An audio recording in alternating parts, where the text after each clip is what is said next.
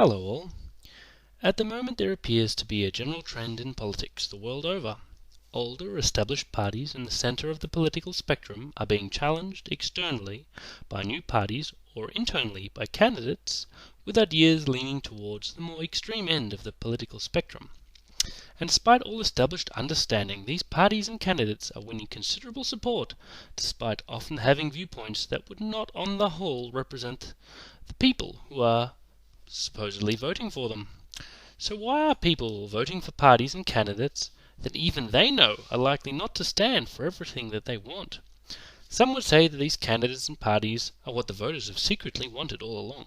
They would say that the population has always held more extreme, conservative, or even right-wing views.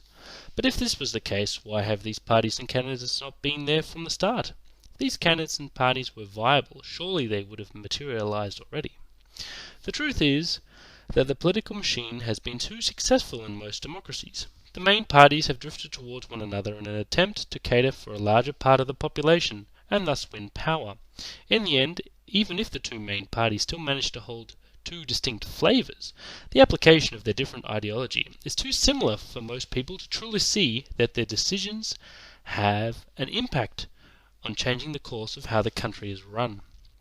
If people don't think they have a viable choice, or worse, that their choices end up with the same result anyway, well then they will eventually vent their frustration in any way they can.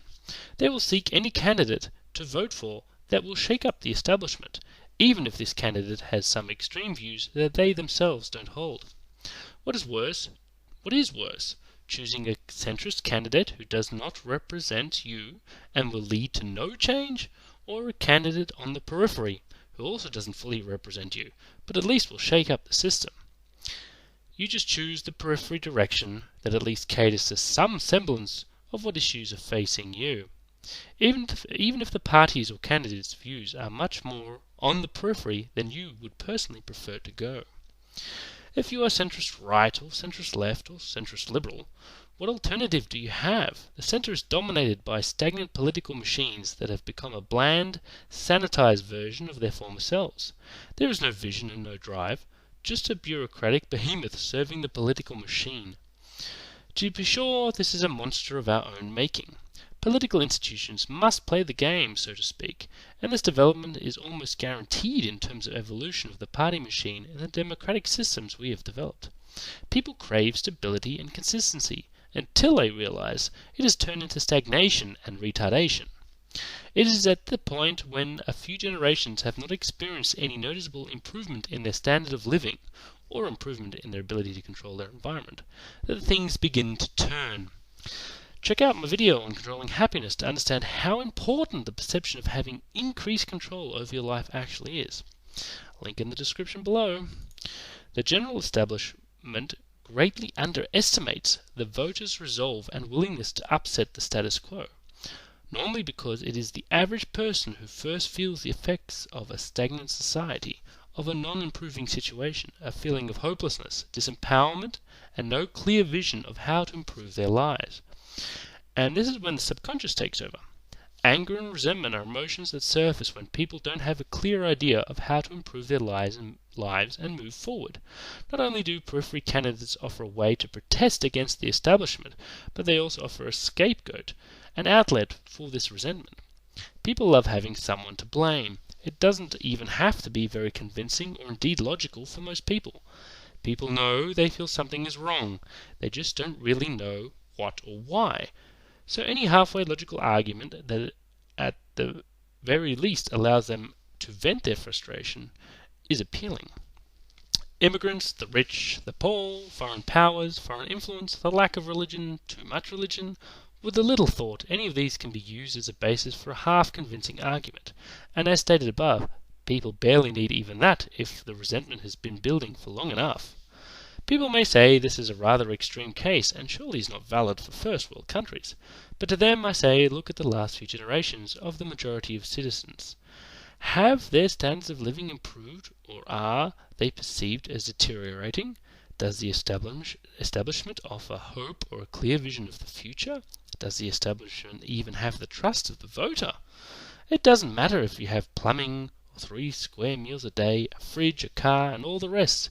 If this was the case, almost everyone on the planet should be in a perpetual state of bliss. Most of the people in the first world have amenities, freedom, and services beyond even the kings of old, and all is simply taken for granted. Humans gauge their lives through the perception of improvement, or at least the hope thereof. It's just a pity that the evolution of the craving of stability and consistency in the political institutions naturally evolves into an inability to safely inject change into the system when called upon. Once again, for more info on this, go and check out my video on institutions. There will be a link in the description. To put this another way, the drive to agitate and to give their vote to candidates that their logical mind would possibly never vote for shows that the drive here is to a large extent subconscious in nature. It is worth repeating that our natural instinct is to encourage stability. The drive to agitate is only encouraged when we don't see a chance of improving our lives, and this regardless of how good our lives are currently on paper. Subconsciously, humans don't care where they are, they care about where they are going. Now, this doesn't mean that people will grab for the pitchfork and torches, mind you, but it may go some way to helping you understand the motivation behind why they may be inclined to suddenly support a candidate or party that would appear on paper to be a risky alternative. Instability is an illogical desire. The outcome is normally pretty bad for most people, but it does offer something that is consistently underestimated: a chance of improvement. In the midst of chaos, there is also opportunity, goes a good quote. And as people rate the prospect of improvement much higher than their current state, it should not come as a surprise that many are willing to take the gamble, even if this is most likely to lead to a deterioration for the majority. Now, this all sounds like a bunch of psychological grandstanding, but people are forgetting we are dealing with the evolution of civilization, the development of our potential, visions, ideas, drive, motivation, leadership. These are no small matters. The fact that for many this seems overblown and exaggerated when viewing the actions of the individual voter shows the dislocation and lack of understanding amongst our population. Some people are still fighting to uphold the existing institutions and the consistency this brings, while a growing number begin to agitate for change. Both sides are passionate, both sides have little interest in understanding the reasoning of the others. What is lacking today is an understanding of how we have achieved our stunning advancement, and a complete ignorance of how to keep it going. There is no clear vision of the future, or even how to stop the existing standards of living from slipping for the majority of the population. You know, the voters? People once again are reverting to old tropes: conservatism, protectionism, and the most handy us versus them mentality, be it nationalism, religion, or others. We must fight to protect what is ours. What others have is denied to us. If in doubt, create an enemy. History does indeed repeat itself. Sounds a bit dramatic? A bit emotionally charged? Well, the conventional thought you probably already know, so there is no point in repeating it here, and should be reminded that the conventional thought struggles to explain what is going on. So perhaps it is time we gave our subconscious thought and feelings a bit more of a look to help us understand what is going on. So I hope that I have given some other perspectives on the current trend we see today, and has been of interest if nothing else. Looking at things from a few different angles always helps to invigorate new ideas, I think. And while I have attempted to address the issues that are currently facing society, it would be noted that I have not provided any type of solution. This I will attempt to do in the coming few videos. I hope you will join me. Until then, I would recommend the videos on institutions and controlling happiness in preparation, as they are a good foundation and interesting in themselves if nothing else. Take care, and all the best.